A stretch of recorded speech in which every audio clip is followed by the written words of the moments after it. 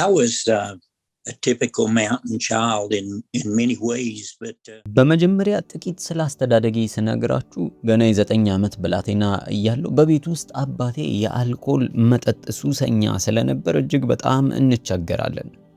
በዛ ላይ ምንም አይነት ገንዘብ አልነበረንም። ኑሯችን ከእጅ ወደ አፍ ነው። ያለንበት ስፍራ እንኳን መብራት አልነበረም።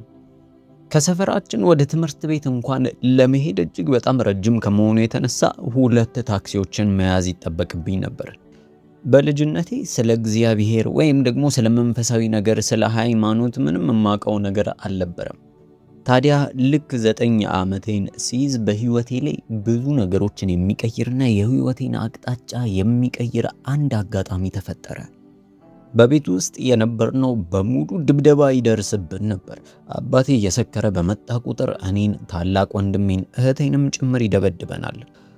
ታዲያ እኔም ሁል ጊዜ ወደ ትምህርት ቤት በሚሄድበት ወቅት አንድ ማገኛት ሴት ነበረች። ሚስ አሊ ትባላለች። ልጅ እያለሁም ወደ ትምህርት ቤት ስሄድ በአንድ ቀን ውስጥ አስቆመችኝና አንድ ነገር ልትሰጠኝ እንደምትፈልግ ነገረችኝ። እንግዲህ በህይወት ዘመኔ በተለይም ልጅ እያለሁ ማንም ሰው ፍቅርም ማሳየቶኝ ሆነ ደግሞም እንደዚህ አይነት ስጦታ ልስጥ ብሎ የሚያውቅ አልነበረም። ስለዚህ ጥያቄዋ እጅግ በጣም አስደሰተኝ። በኋላም ይቺ ሴት ወደ አንድ ስፍራ እንድከተላት አደረገችኝ። ልክ ወዳለችኝ ስፍራ ጋር አብረን እንደደረስን አንድ ትንሽዬ በግ አየሁ። ከዛ በኋላ ይህንን በግ እንዲይዘው አዘዘችኝና እኔም ልክ እንዳቀፍኩት የልብ ምቱ ይሰማኝ ነበር። አይደለም እንደዚህ አይነት ትልቅ ነገር ነፍስ ያለው ይቅርና ትንሽም ነገር ተሰጥቶኝ አያውቅም ነበር። ይህንን ለኔ መስጠቷ እጅግ ግራ ገባኝ፣ ጥያቄ ፈጠረብኝ፣ አስገረመኝ። እኔም የሰጠችኝን ትንሽ በግ ይዤ ወደ ቤት ሄድኩኝ። ቤቴ እስክደርስ ድረስ ብዙ ጥያቄዎችን በጭንቅላቴ ውስጥ ሳብሰለስል ነበር የቆየሁት። እናትና አባቴ ምናልባት ይህንን በግ እንዳልይዘው ወይም ደግሞ ከኔ ጋር እንዳይቆይ ሊያደርጉኝ ይችላል የሚለው ፍርሃት ውስጤ ገነነ። እኔም ልክ በጓን ተሸክሜ ወደ ቤት ከደረስኩ በኋላ አባቴ በጓን አያት። ነገር ግን እንዳጋጣሚ ሆኖ በዛን ዕለት አባቴ ጥሩ ሙድ ላይ ወይም ደግሞ ጥሩ ሁኔታ ላይ ስለነበር በጓን መጠበቅ እንደምችል ከኛ ጋር መኖር እንደምችል እኔ ግን ከሱ መንገድ ዞር ማድረግ እንዳለብኝ ብቻ አሳወቀኝ። ታዲያ በሚገርም ሁኔታ ያቺ ትንሽ በግ ወዲያውኑ ጓደኛዬ ሆነች። ታዲያ የማወራው ሰው ሳጣ ወይም ማውራት ካለብኝ ከዚች ጓደኛዬ ከምላት ከበጓ ጋር አወራለሁ። ባትሰማኝም ዝም ብዬ የሆዴን የውስጤን አጫውታታለሁ። ታዲያ ብዙ ጊዜን የማሳልፈው የነበረው ከዚቹ በጋ ነበር። ለኔ ልክ እንደ አዲስ ጓደኛ ትኩስ ፍቅር ነበር። ታዲያ በእንደዚህ እየቀጠልን ከዕለታት አንድ ቀን ከትምህርት ቤት ወደ ቤት ተመልሼ ስመጣ ያቺ የምወዳት ጓደኛዬ በጓ አልነበረችም። ቤት ውስጥ አባቴ ሁሉንም ነገር እየበጠበጠ ነበር። ሲሳደብ፣ ሲጮህ እሰማው ነበር። በሆነ ነገር እጅግ በጣም እንደተናደደ መናገር ይቻላል። ታዲያ እሱ ወዳለበት በድፍረት መጠጋት ጀመርኩኝ። እየተጠጋው በመጣው ቁጥር ግን አንድ ልብን የሚሰውር ነገር ተመለከትኩኝ። አባቴ የነበረበት አካባቢ ቀይ ደም ነበር። ያ ቀይ ደም የማንም ሳይሆን የብቸኛዋ ጓደኛዬ የበጓ ደም ነው። ያለበት ምክንያት ደግሞ ይበልጡኑ የሚያሳዝን ነበር። ምክንያቱም ይህቺ በግ ለመጫወት አባቴ ጋር ስትሯሯጥ ሲያይና ትዕግስቱ ሲያልቅ ወዲያውኑ አጠገቡ በነበረ ብረት ወቅቶ ነው የገደላት። አስታውሳለሁ። ልቤ እጅጉኑ ተሰበረ። ወዲያውኑ ከበር ወጥቼ እየጮኩኝ ጎረቤት እንዲሰበሰብ እያረኩኝ ያክል በጌን ገደለው እያልኩኝ ጮህ ነበር። እኔ አላውቅም፣ ብቻ ግን ልቤ እንደዛ ቀን ተሰብሮ አያውቅም ነበር። እጅግ በጣም ነው ያዘንኩት። ልክ ከቤተሰብ አካሌ አንዱን እንዳጣው ያክል ነበር የተሰማኝ። አስታውሳለሁ። ሰዎች ወደሚሰበሰቡበት ስፍራ እየሮጥኩኝ እየሄድኩኝ እየጮኩና እየተሳደብኩኝ የሰዎችን ትኩረት እየሳብኩ ነበር። በጣም ከመናደዴና ከማዘኔ የተነሳ እንባ ከዓይኖቼ ይንጠባጠቡ ነበር። ትንሽ ከሮጥኩኝ በኋላ በድጋሚ መሬት ላይ ተኛውና መሬቱን እጆቼን ጨብጬ እደበድበው ነበር። እጄ ደም በደም እስኪሆን ድረስ ያንን ደረቅ መሬት እደበድባለሁ። እንባዬ እስኪደርቅና እንባ እስከማላወጣ ድረስ አለቅስ ነበር። ከዚህ በኋላ አንድ ቃል ለራሴ ገባው። መቼም ቢሆን እንደማልጎዳ ለራሴ ቃል ገባሁለት። ያው የልጅና የሞኝ ቃል ኪዳን ሊመስል ይችላል፣ ነገር ግን ያ ቃል ለኔ ትልቅ ቦታ ነበረው። በህይወቴ ላይ ማንም ሰው መጎዳት ካለበት ከኔ ውጪ ያለውን ሰው ለመጉዳትና ራሴን ለመጠበቅ ቃል ገባው። ያ ሁኔታ ውስጤ ትልቅ ጉዳትን፣ ጠባሳን፣ አሻራንና ንዴት እንዲቀሰቀስ አደረገ። በዛች ቅጽበት ውስጥ የጨለማ መናፍስቶች በህይወቴ ውስጥ ክፍተትን አግኝተው ገቡ። ያ እግዚአብሔር የሰጠኝን ማንነት ለመቀየር ቻሉ። እቺ ትንሽ የምትመስል አጋጣሚ የህይወቴን አቅጣጫ ቀየረች። ከዛ ከ9 ዓመቴ ጀምሮ በውስጤ ከባድ የሆነ ጥላቻ፣ መራርነትና ቁጣን ማዳበር ጀመርኩኝ። ለቁጥጥር የማልመች ብላቴና ሆኜ አደግኩ። የሚገርመው ልክ 12 ዓመቴን ሲይዝ ከ9 ዓመቴ እስከ 12 ዓመቴ ባለው 3 ዓመታቶች ውስጥ 3 ጊዜ የልጆች ማረሚያ ውስጥ ገብቻለሁ። በእነዚህ ተቋሞች ውስጥም የቻሉትን ያክል እኔን ለማስተካከል ሲሞክሩ ነበር። ያው እኔ በነበርኩበት ጊዜ እንደ ልብ ይጋረፉ ነበር። ጠንካራ የሆነ አስተዳደር ነበራቸው። ከጥቂት ጊዜ በኋላ እነዚህ ተቋሞች እንኳን እኔን ሊቀበሉኝም ሆነ ሊያቆዩኝ አልፈለጉም ነበር። ምክንያቱም ጸባዩ አይታረምም ብለው በተደጋጋሚ ለቤተሰብ እንኳን መልእክት ልከው ነበር። ያ ጊዜ ማለት በህይወቴ ላይ የነበሩ ሰዎች ሙሉ በሙሉ በእኔ ላይ ያላቸውን ተስፋና እምነት ያጡበት ጊዜ ነበር። እኔም ቀስ በቀስ በራሴ ላይ የነበረኝ መተማመን ዝቅ አለ። ቁጣና ንዴት የበለጠ በውስጤ ይቀሰቀሱ ነበር። የበለጠ ራሴን እየጎዳው መጣው። የበለጠ ራሴን እጠላው ነበር። እቃዎችን መሰባበር፣ ግርድዳን መደብደብ የዕለት ተዕለት ስራዬ ያደረኩት። ታዲያ ልክ 15 ዓመት ሲሞላኝ ዲያብሎስ ሊጠቀምብኝና ዲያብሎስ የበለጠ በህይወቴ ላይ ተጽዕኖ ለማድረግ ተገለጠ። በሚገርም ሁኔታ ውስጤ በከባድ ሁኔታ አማጺ ሆነ። አያችሁ፣ የእግዚአብሔር ቃል በአንደኛ ሳሙኤል ምዕራፍ 25 ቁጥር 23 ላይ ሲናገር እንዲህ ይላል፣ አመፀኝነት እንደ ሟርተኛ ኃጢአት፣ እልህኝነትም ጣዖትና ተራፊንም እንደ ማምለክ ነው ይላል። እኔ ግን በጊዜው ከባድ ኃጢአት ውስጥ እንደነበርኩኝ ምንም ልረዳ አልቻልኩም። ይህ ደግሞ ውስጤ ያደገና መጣ። ታዲያ ሰዎችን መጉዳት እንኳን ያምረኝ ነበር። ነገሮችን ማወዳደም ያስደስተኛል። ለምን እንደሆነ ባላቅም ህመምን ሳይ ወይም ደግሞ በህመም ውስጥ ስሆን እደሰት ነበር። ራሴን እየሆንኩኝ አልነበረም። ሙሉ በሙሉ ከቁጥጥር ውጪ እየሆንኩ ነበር። በቃ ጭንቅላቴ ደጋግሞ ይነግረኝ የነበረው እንደምጠላ፣ ማንም ሰው እንደማይወደኝ ነበር። ውስጤ ደጋግሞ ማንምና ምንም እንደሆንኩኝ ይነግረኛል። ታዲያ ይባስ ብሎ በእንደዚህ አይነት ስሜት ውስጥ የበለጠ መጎርመስ ጀመርኩኝ። ታዲያ የመኪና መንዳት ፍላጎት ነበረኝ። የመኪና ማሽከርከር ብቃቱ ሳይኖረኝ ወዲያውኑ መኪና ያስኩኝና በማታ ላይ እነዳ ነበር። በዚህ በምነዳበት ሰዓት ለመጀመሪያም ጊዜ የመኪና አደጋ አጋጠመኝ። ታዲያ በሚያሳዝን ሁኔታ በዚህ መኪና አደጋ ውስጥ የአንድ እናት ህይወት አለፈ። ልክ እንደዚሁ ደግሞ 3 ልጆች አካል ጉዳተኛ ሆኑ። እኔም ለተወሰኑ ጊዜያት ራሴን አላውቅም ነበር። አሁንም ይህንን ጊዜ ሳስበው እጅግ በጣም አዝናለሁ፣ ልቤ ይነካል። እኔ መሬት ላይ ተነጥፌ በነበርኩበት ሰዓት የሰዎች ጩኸት፣ የሰዎች ማልቀስ፣ ደግሞ ከመኪና ሬዲዮ ውስጥ በጭምጭምታ የምትሰማው ድምፅ ትዝ ይለኛል። አስታውሳለሁ። እንደዛ ራሴን ስቼ በነበረበት ወቅት ፖሊሱ መጣና ዝቅ ብሎ እያየኝ ይህ በነፍስ ማጥፋት ወንጀል እስር ቤት ትገባለህ ብሎ ነገረኝ። በዛች ቅጽበት ውስጥ በቃ የህይወቴ ትርጉም በሙሉ አጣሁት። እኔም ከፍተኛ ጉዳት ደርሶብኝ ስለነበረ በሆስፒታል ውስጥ ለጥቂት ቀናት ተኛሁ። ልክ እንደነቃው ምንም ጊዜ ሳይፈጅባቸው ወዲያው ወደ ፍርድ ቤት ነበር የተወሰድኩት።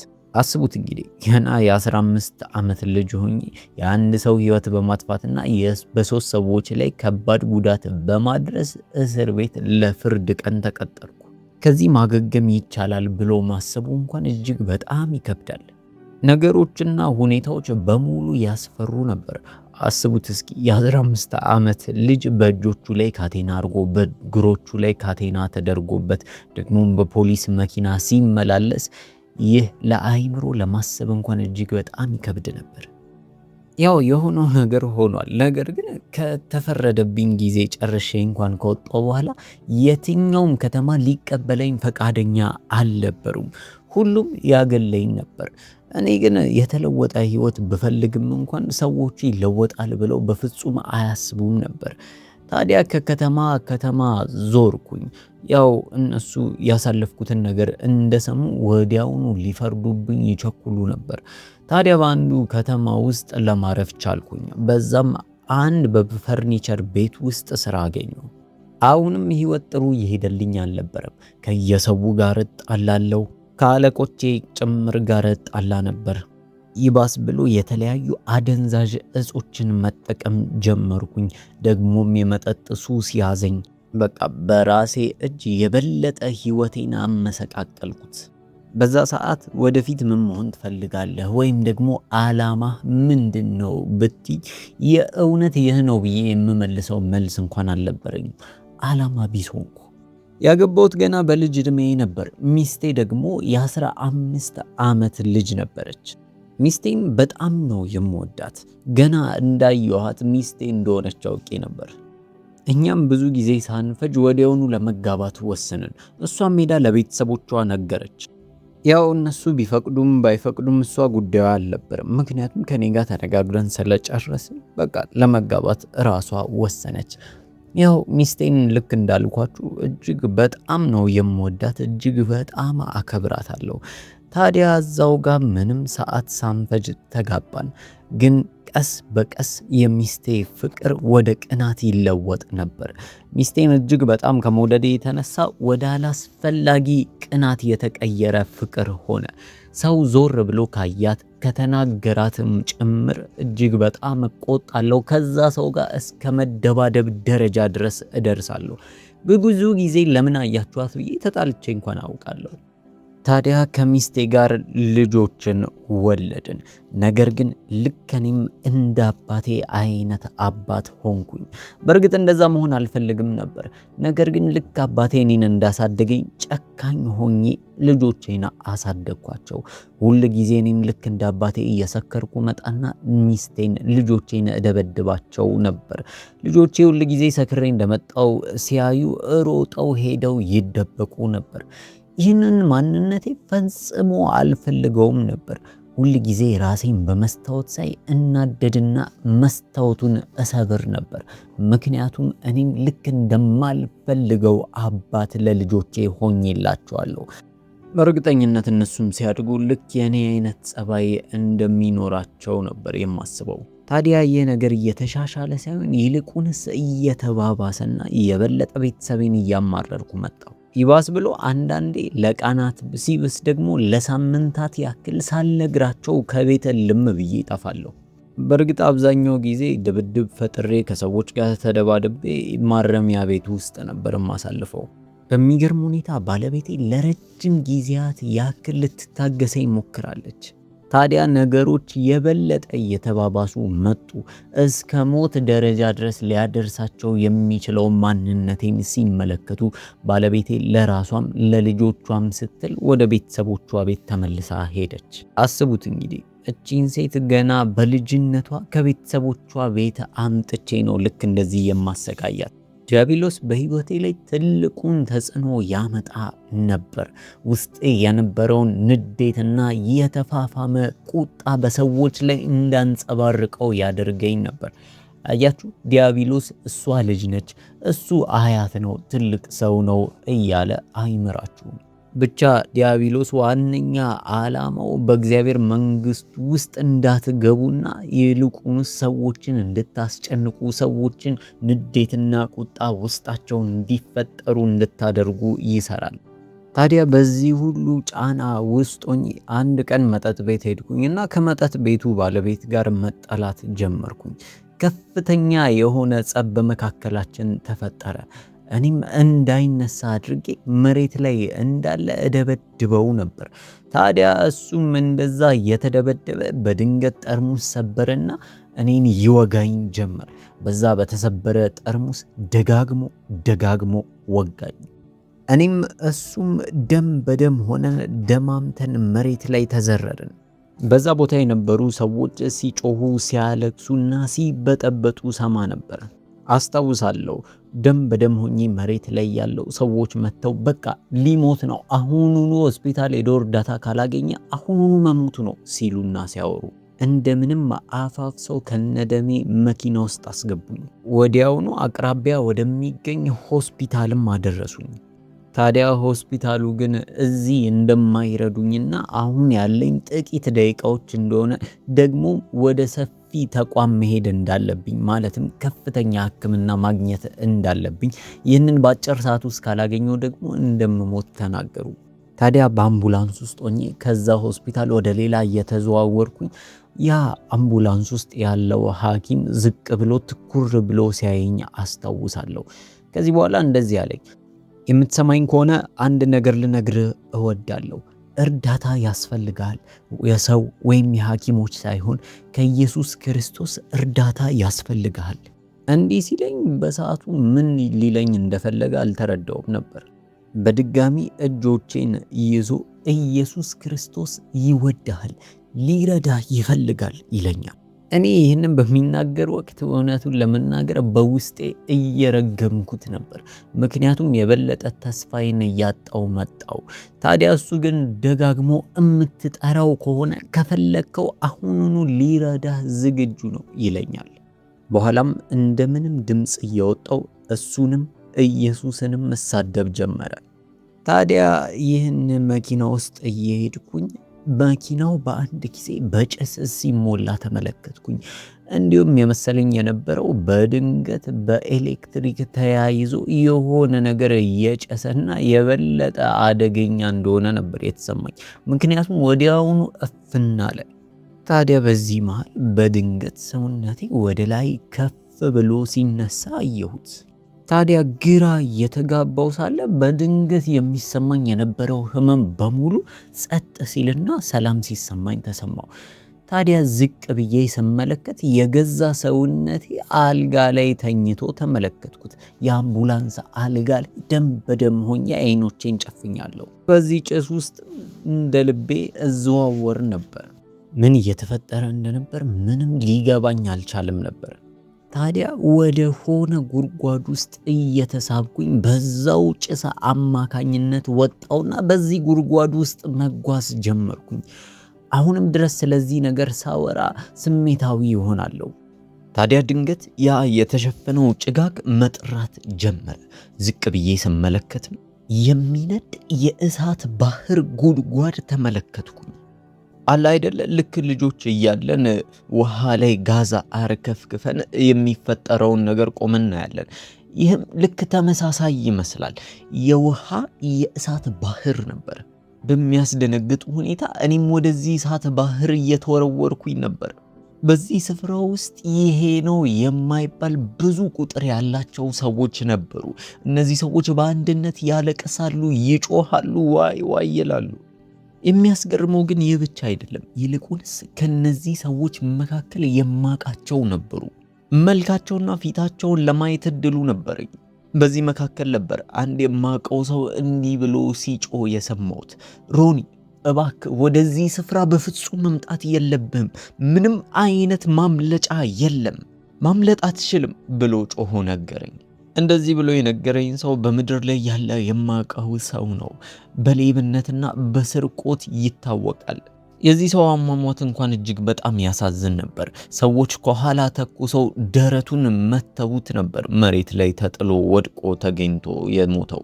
በዛ ስፍራ የነበሩ ሰዎች ሲጮሁና ሲያለቅሱ ድምፃቸው እጅግ በጣም ያውክ ነበር። የሲቃ ጩኸት ነበር የሚጮሁት። በዛ ቦታ ላይ ሆኜ እጅግ በጣም ጨነቀኝ። ታዲያ መልሼ አይኖቼን ጨፍኜ ስገልጥ ግን ራሴን ያገኘሁት በሆስፒታል ክፍል ውስጥ አልጋ ላይ ተኝቼ ነው።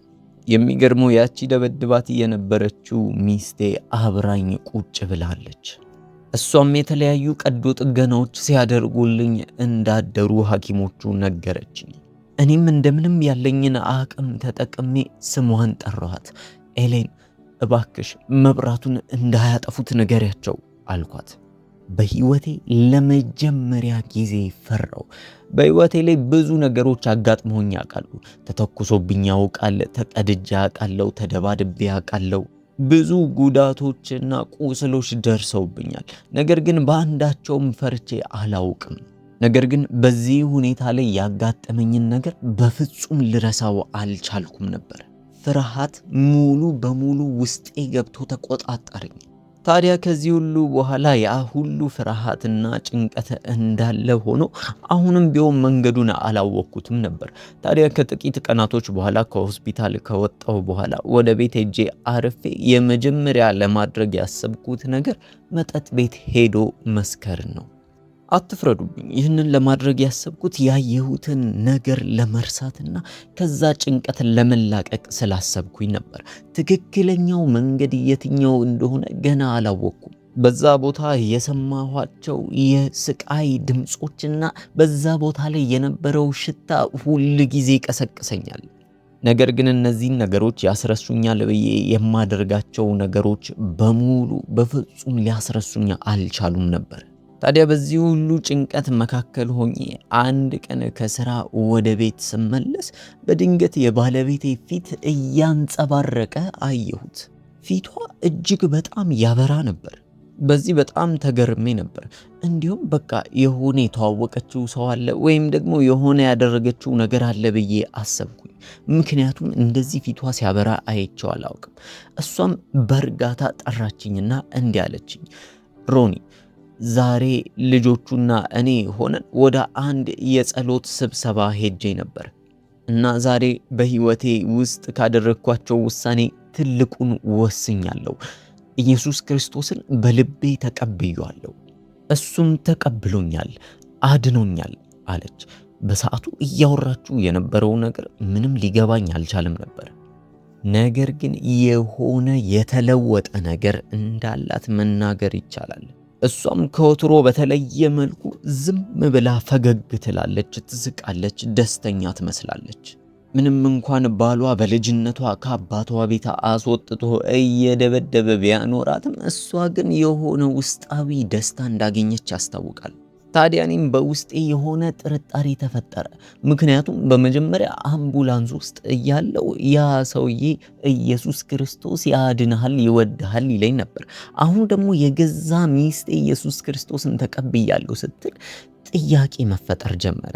ውስጤ የሆነ ጥልቅ ረሃብ ይሰማኝ ነበር። ታዲያ ሚስቴ እንዲህ አለችኝ፣ ላንተ የቀረው ብቸኛ ተስፋ ኢየሱስ ክርስቶስ ብቻ ነው አለች። ለቤተሰቦቻችንም ሆነ ለትዳራችን የቀረን ተስፋ ኢየሱስ ነው አለች። በስተመጨረሻም ጥሪን አቀረበችልኝ። ከልጆቼ ጋርና ከኔ ጋር ቤተ ክርስቲያን ለመሄድ ፈቃደኛ ነህ አለችኝ። አስቡት እስኪ፣ በህይወት ዘመኔ ወደ ቤተ ክርስቲያን ሄጄ የማላቅ ሰው ነኝ። እንዲሁም ከዚህ በፊት ቤተ ክርስቲያን ሲባል ይመስለኝ የነበረው የተወሰኑ ሰዎች ጥሩ ጥሩ ልብሶችን ለብሰውና አጊጠው የሚሰባሰቡበት ስፍራ ነበር። እኔም በስተመጨረሻ ለመሄድ ወሰንኩኝ። ምክንያቱም በምድር ላይ ያረጋጋኛል ብዬ ያላደረግኩት ነገር የለም። ይህ የመጨረሻ ውሳኔ እንዲሆን እፈልግ ነበር። የሆነ የሚያወጣኝ ነገር እፈልግ ነበር። ስለዚህ እሷ የተሰማትም እኔም እንዲሰማኝ እፈልግ ነበር። ታዲያ ጥቅምት 26 ቀን 1972 ለመጀመሪያ ጊዜ ወደ ቤተ ክርስቲያን አቀናው። ታዲያ በመጀመሪያ ቀን ያቺ አነስተኛ ቤተ ክርስቲያን ውስጥ ገባውና መጋቢው ለመስበክ ወደ መድረክ ወጣ። እንዲህም አለ፣ ዛሬ ለዛሬው ትምህርት እየተዘጋጀው መንፈስ ቅዱስ በድንገት ከዓላማዬ ውጪ የሆነ ትእዛዝን ሰጠኝ። የዮሐንስ ወንጌል ምዕራፍ 1 ቁጥር 29ን እንዳነብ አዞኛል። በእርግጥ ለኔ ይህ ምንም ማለት አልነበረም። ምክንያቱም መጽሐፍ ቅዱስ ምን እንደሆነ መጽሐፍ ቅዱስ ላይ ምን እንደተጻፈ ፈጽሞ አላውቅም ነበር።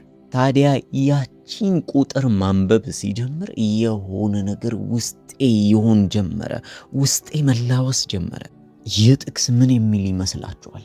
እንዲህ ይላል፣ በነገው ዮሐንስ ኢየሱስን ወደ እርሱ ሲመጣ አይቶ እንዲህ አለ፣ እነሆ የዓለምን ኃጢአት የሚያስወግድ የእግዚአብሔር በግ። ለካስ የእግዚአብሔር ልጅ የእግዚአብሔር በግ ይባል ነበር። ታዲያ ከ9 ዓመቴ ጀምሮ አልቅሼ የማላውቀውና አውጥቼ የማላውቀው እንባ በድንገት ዱብ ዱብ ማለት ጀመረ። በቃ ይህ ቃል ለኔ የሆነ ትዝታን እንደቀሰቀሰብኝ ያክል ነበር ውስጤ ገባ። ለሌሎች እንደ ቀልድ የተወራ የሚመስል ጥቅስ ለኔ ግን የህይወቴን አቅጣጫና ከኢየሱስ ክርስቶስ ጋር ግንኙነትና ህብረት እንዲኖረኝ መነሻ ሆነኝ። በጣም ስሜታዊ የሆንኩኝ ስለነበር ከዛ ስፍራ ተነስቼ ለመውጣት ፈለኩ። ነገር ግን የሆነ ነገር ከመድረኩ ይጠራኝ ነበር። የሆነ መገኘት እንደነበር ያስታውቃል። የሆነ ሸክም የተሸከምኩኝ ያክል ተሰማኝ። እግሮቼ ይንቀጠቀጡና ይብረከረኩ ነበር። ወዲያውኑ በዚህ ሁሉ ጉባኤና ህዝብ ፊት በፊቴ ተንበርክኬ ባፍጢሜ ተደፋው። በእርግጥ ማንም ሰው ሳለቅስ እንዲያየኝ አልፈልግም ነበር፣ ነገር ግን አልቻልኩም። ታዲያ በዚህ ሰዓት አንድ ተለቅ ያለች ሰው መጣችና ጀርባዬን መታ መታ እያደረገች ልጄ የመዳን መንገድ ላይ ነህ አለችኝ። ምን ለማለት ፈልጋ እንደነበር አልተረዳኋትም። በድጋሚ ሌላ የቤተ ክርስቲያን አገልጋይ ወደ እኔ መጣችና የንስሐ ጸሎት እንድጸልይ ረዳችኝ። ለምን እንደሆነ ባላውቅም ማልቀስ ማቆም ግን አልቻልኩም ነበር። ዝም ብሎ እንባ ከዓይኖቼ ይፈሳል። እንዲህም አልኩኝ፣ እግዚአብሔር ሆይ የእውነት አንተ ሕያው ከሆንክ፣ የእውነት አንተ ካለህ፣ ልጅህ ኢየሱስ ክርስቶስ ከሆነ፣ እሱ ልጅህም ደግሞ ለኔ ኃጢአት ሲል ከሞተ፣ ደሙን ለኔ ለሮኒ ሬጋን ሲል ካፈሰሰ፣ እባክህ ጌታ ሆይ አንድ ነገር ብቻ ለምንሃለሁ፣ ወይ ግደለኝ ወይ አድነኝ አልኩት። ይህንን በምናገርበት ሰዓት ያኔ በልጅነት አእምሮዬ ያየሁት የጓደኛዬ ንጹሕ ደም የበጓ ትዝ ይለኝ ነበር። በሰዓቱ ይህንን የጸለይኩት ማንም ሰው ስለሌለኝ ነበር። ልጆቼ ይፈሩኛል፣ ሚስቴ ትፈራኛለች። በቃ መኖር አልፈለኩም ነበር። ስለዚህ እግዚአብሔር ወይ እንዲገለኝ ወይ ደግሞ እንዲያድነኝ ጸለይ። ታዲያ እግዚአብሔር አላሳፈረኝም። የጸለይኩትን ሁለቱንም ጸሎቶች ፈጸመልኝ። ያንን ተነጫናጭ ተቆጪና ተናዳጅ እልህኛውን ሮኒ ገደለው። አዲሱን ሮኒ በኢየሱስ ክርስቶስ በኩል አዲስ ፍጥረት አድርጎ አመጣው። በዛ ቀን የተሰማኝን ስሜት በአንደበቴ ልገልጽላችሁ አልችልም። ልነግራችሁ የማልችለው ደስታ ከውስጤ ፈለቀ። የሚገርመው ከዛ ቀን በኋላ ከተነሳው በኋላ ሚስቴና ልጆቼን ስመለከታቸው ለኔ ልክ እንደ መልአክ ሆነው ነበር የታዩኝ። የበለጠ ፍቅሬ ጨመረ። ተሰምቶኝ የማያውቀው ለቤተሰብ ያለ ኃላፊነት ይሰማኝ ጀመረ። ያቺ ቀን በጣም ውብና ድንቅ ቀን ነበረች። ኢየሱስ ክርስቶስ ከብዙ ነገሮች ፈወሰኝ፣ አዳነኝ። የነበሩብኝ ሱሶች ደግሞ መሰራቸው የነበሩ የሥጋ ሥራዎችን በሙሉ አውጥቼ መጣል ቻልኩኝ። የነበሩብኝ ችግሮች በሙሉ ሲቀረፉልኝ ተሰማኝ። ከዛች ዕለት ጀምሮ ቀናቶች እየጨመሩ ዓመታቶች እየተተኩ በመጡ ቁጥር የእግዚአብሔርን የማያልቅ ቸርነትና ርኅራሄ በሕይወቴ ላይ ማየት ጀመርኩኝ። በዕለት ተዕለት የእግዚአብሔርን ተአምራትና ፍቅር ቀምስ ነበር። እግዚአብሔር ቤተሰቦቼን በሙሉ ባረካቸው። ልጆቼ ጥሩ ቦታ ላይ ነው ያሉት። አንዷ ልጄ ደግሞ አገልጋይ ነች። አሁን ላይ እግዚአብሔር ረድቶኝ 4 የልጅ ልጅና 5 የልጅ ልጅ ልጅ ማየት ችያለሁ። ይህ የእግዚአብሔር ተአምራት ነው። ነገን ማየት የሌለብኝ ሰው የልጅ ልጅ ልጅ ድረስ ማየቴ ያስደንቃል። በትዳርም 56 ጣፋጭ ዓመቶችን አሳልፌያለሁ። እግዚአብሔር አምላክ ከብዙ ነገር ሲፈውስና ሲያድነኝ አይቼዋለሁ። እኔ ሕያው ምስክር ነኝ። እግዚአብሔር በሕይወት እንድኖር ምክንያት ሆነኝ። ዛሬ ላይ በሕይወት የመኖሬ ምክንያት አንድና አንድ ብቻ እንደሆነ ነግራችኋለሁ። እሱም ኢየሱስ ክርስቶስ ነው። በሕይወታችሁ ላይ የሚያጋጥማችሁ ማንኛውም አይነት ውድቀትም ሆነ የትኛውም አይነት ችግር ቢኖር ወደ ንጉሡ ወደ ኢየሱስ ክርስቶስ ይዛችሁት ኑ። እሱ ይፈውሳል፣ ያድናል። ለኔ የደረሰልኝ ጌታ ለእናንተም እንዲደርስላችሁ ምኞቴ ነው። ስላዳመጣችሁ አመሰግናለሁ። እግዚአብሔር ይባርካችሁ።